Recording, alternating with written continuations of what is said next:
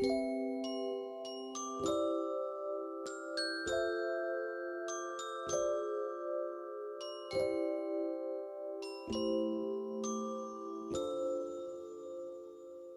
freaking love School Rumble. It's the funniest show I've ever seen and has some of the most endearing and relatable characters as well.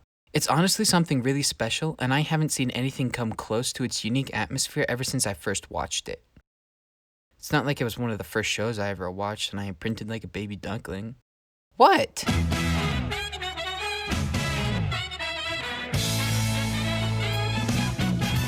School Rumble started as a manga by Jin Kobayashi and got its anime adaptation in fall 2004 by Studio Comet, directed by Shinichi Takamatsu. Comet had mostly done irrelevant, kinda bad stuff. Humanoid Monster Ben, Doctorine Nikita Mite, nothing that really stuck around in the anime culture at large. I guess there was the one show you might have heard of. Takamatsu had done lots of work with Studio Comet and hadn't really directed anything fantastic to this point. 2 years after his work on School Rumble, Takamatsu would go on to direct the first 100 episodes of Gintama, which I've heard is, alright. He later directed Daily Lives of High School Boys and Haven't You Heard, I'm Sakamoto. This informs how you should watch School Rumble. It's a diamond in the rough. Its creators are capable of making amazing work, but most of the time, they don't. It has no real reason to be as good as it is. It's got a cliche plot following a stupid little love triangle, the characters are a collection of overused anime tropes, and overall, it's as dumb as its protagonists. However, School Rumble really understands what it is and masterfully maneuvers itself through the hoops to deliver itself as the best version it could be. School Rumble develops its characters effectively, making them useful for both absurd comedy and intense emotion. Each character has depth and their choices have weight, even if that choice is to adopt a crowd of wild circus animals and tell fortunes on the street. School Rumble achieves this through the excellent character writing as well as the fantastic voice actors. The main cast is incredibly solid and the supporting cast is great too.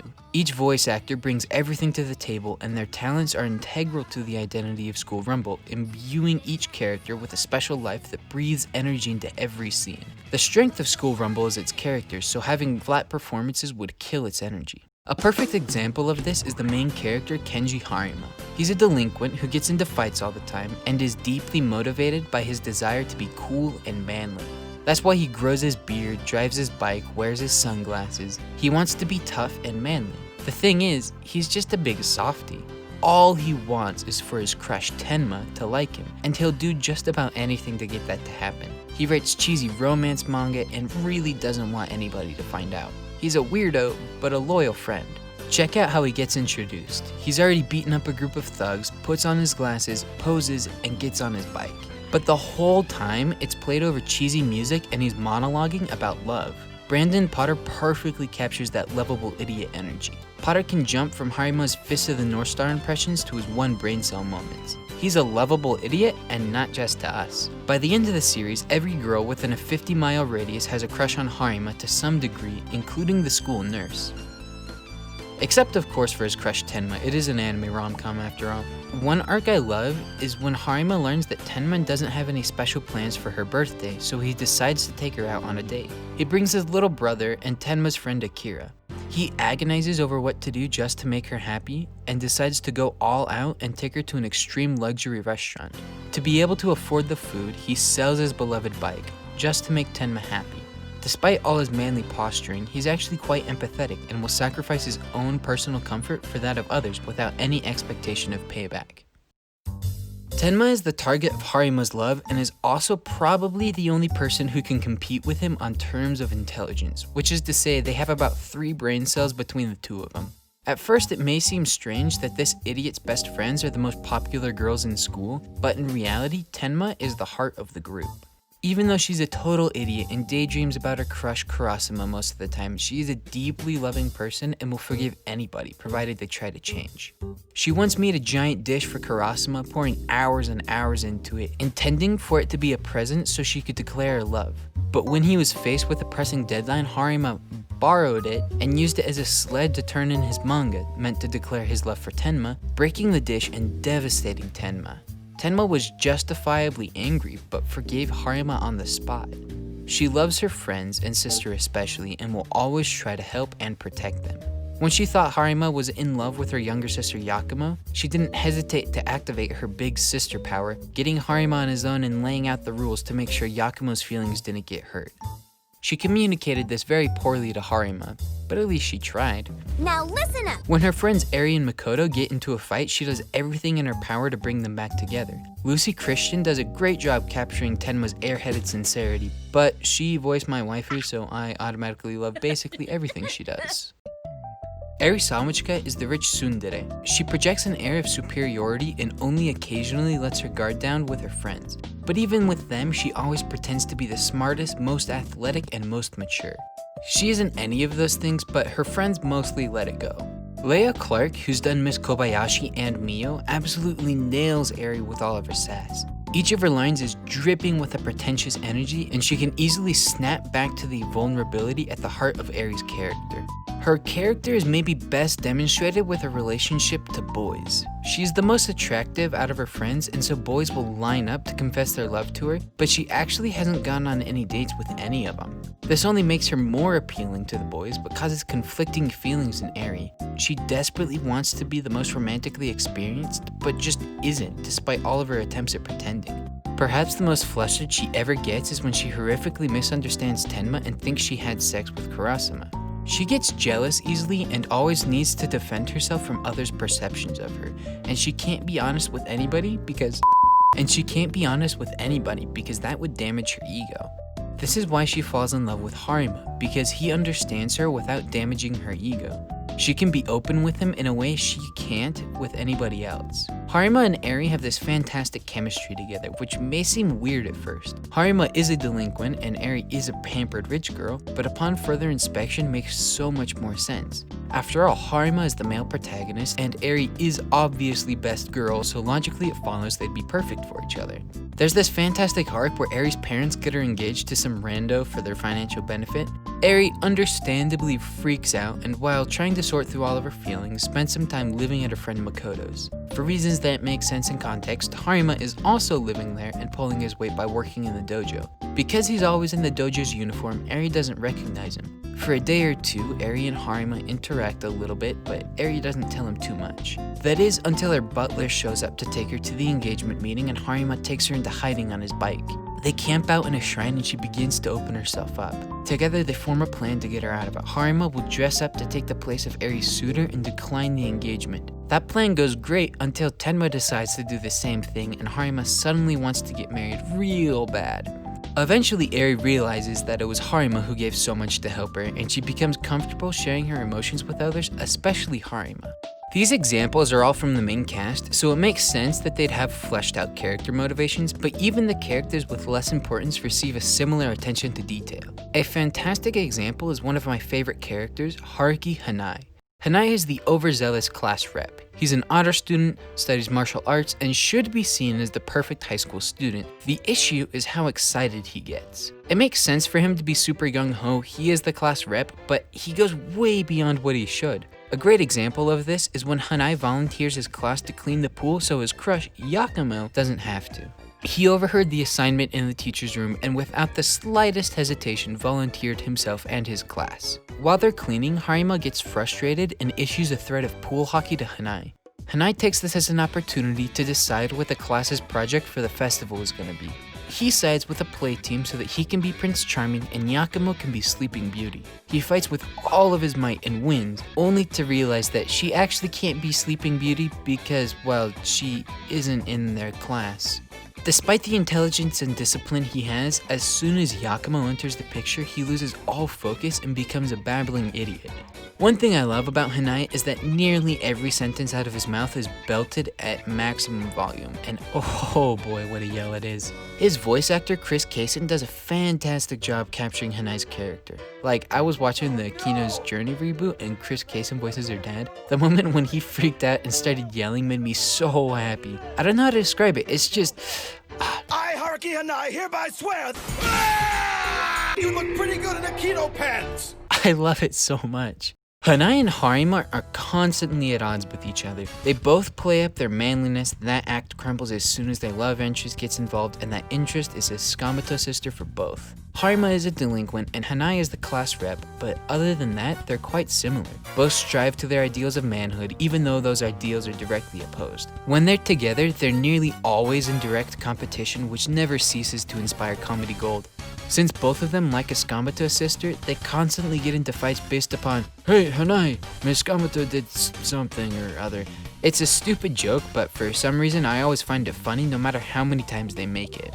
The rest of the supporting cast is also amazing. Akira, one of Tenma's best friends, plays a largely passive role in the plot, mainly observing the chaos from the sidelines. However, she's also a world-class spy, and that's totally irrelevant to the plot until she stages a multi-episode pseudo-death game and then never relevant ever again.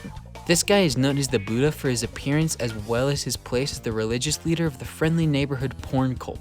Ichigo is the school's star wrestler with superhuman strength, but just wants to be a cute, normal girl. Karasuma is Tenma's love interest, but is legitimately more occupied with getting his curry fix than responding or even listening to Tenma.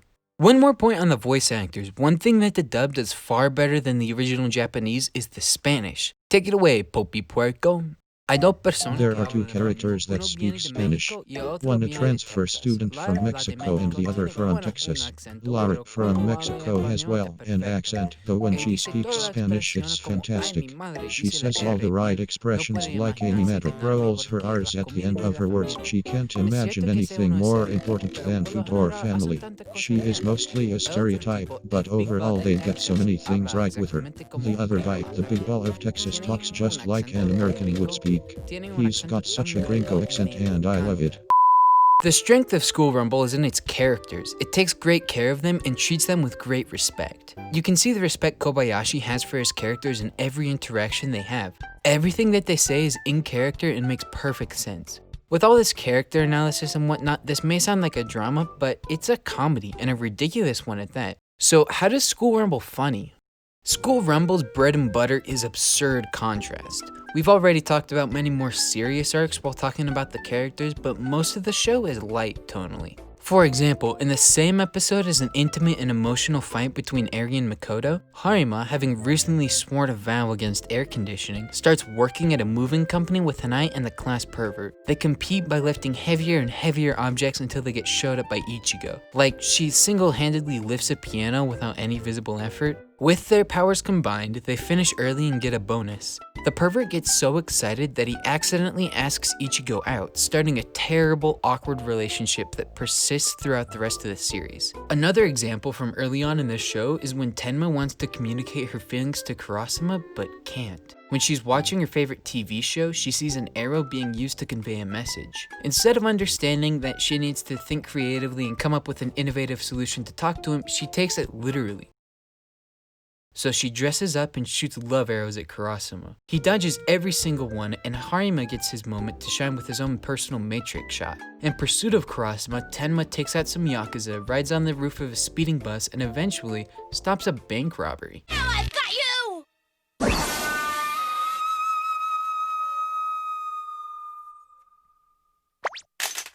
It's so utterly absurd, but within the context of Tenma's motivations, it makes perfect sense. The contrast between drama and comedy is quite stark, and they are often in close proximity, frequently in the same scene, just seconds apart. At first blush, it may seem like these two opposing priorities would conflict, but they don't, simply on the strength of the characters. Harima's character is so well established that it makes perfect sense for him to quit school, join a brutal fishing boat crew, and leave his whole life behind, undergoing major character growth all over some minor embarrassment. It also makes just as much sense for him to shave his beloved beard, the symbol of his manliness, on the drop of a hat, just cause Tenma said high school boys look better without facial hair. We understand exactly what Harima is thinking, and so we can empathize with him when the story wants to be serious, and we can laugh with him when it wants to be funny. The comedy comes from continuing to surpass our expectations. Like, we know that Harima is probably going to do something stupid and impulsive, but the show pulls us in, invites us to think of what he might do, only to surprise us with his sheer idiocy. It might seem like this may lead to a sort of spectacle creep, and it mostly doesn't. There was that one time that Hanai got stuck on a kite, flew away, disappeared for several episodes, landed on a small island nation where everybody looked just like the main cast, defeated the local monster, and left again on his kite only to save his little class's cruise ship from destruction. Okay, maybe comedy creep is a problem. However, things only have emotional consequences. Nobody is ever in true danger, and nothing is ever really harmed, but the characters continue to develop. Since everything returns to the status quo, the comedy can just keep on chugging. In that respect, it's quite similar to Nichijou. Did the president just get mauled by a deer? Did Mio really just beat up a police officer? Did Harima just jump out the back window of a bus into a shipment of pigs, get hit by a train, and hitchhike back home? I mean, yeah, but it'll all be fine next episode. Another way School Rumble achieves comedy is by using the same structure as memes. What I love about memes is the Wild West setting that they inhabit. With memes, anything goes, nothing is too absurd, and they're all deeply interconnected.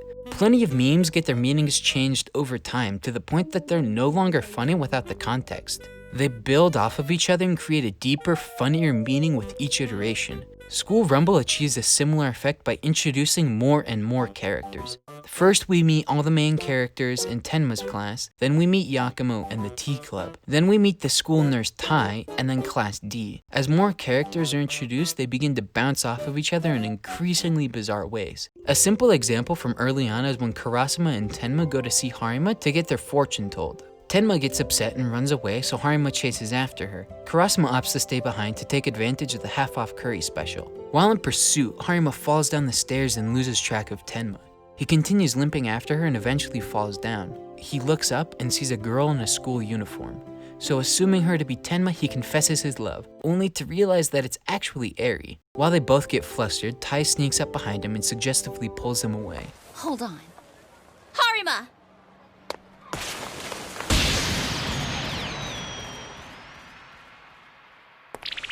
You said you liked curry, pig. I don't even know what's going on anymore. As the series progresses, the interactions only get more and more absurd. Foils to the main cast, a basketball arc, the most insane class play, it's all good stuff. School Rumble demonstrates a dual-purpose form of character development and uses it to a degree of excellence I've never seen anywhere else. Because of its characters, I'll remember it forever and will forever tout it as an exemplar of comedy. There are so many more good jokes I want to talk about, so many great character moments. The music is great, both OPs are really solid. But if I were to talk about everything I loved about School Rumble, I'd be talking for more time than it would take just to watch the show. So go watch it, it's amazing.